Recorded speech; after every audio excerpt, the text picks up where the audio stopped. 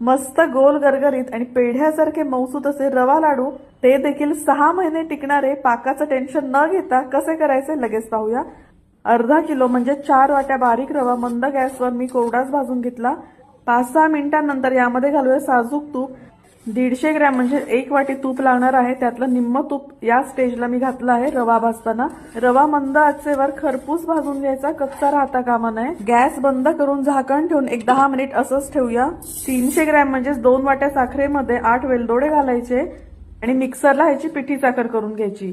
परातीमध्ये काढून घेऊया। रवा देखील थंड झाला आहे, आता हा देखील आपण मिक्सरला एकदम बारीक करून घ्यायचा आहे, तो देखील आपण पिठी साखरेमध्ये मिक्स करून घेऊया। आता जे अर्धी वाटी तूप शिल्लक होतं त्यामध्ये आपण बदामचे काप मस्तपैकी फ्राय करून घेऊया आणि हे तूप थंड झाल्यानंतर मगच आपल्याला हे रव्यावर घालून घ्यायचं आहे। आता हे सगळं व्यवस्थित मिक्स करायचं आणि मस्त गोल गरगरीत असे 6 महिने टिकणारे रव्याचे पेढ्यासारखे मऊसूत असे लाडू वळून घ्यायचे। झालेत की नाही मस्त? रेसिपी सोपी आहे, करून पहा।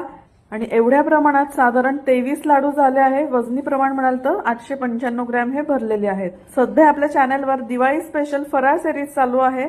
मऊसूत बेसन लाडू देखील मी तुम्हाला दाखवले आहेत, पाहिले नसतील तर एकदा नक्की चेक करा।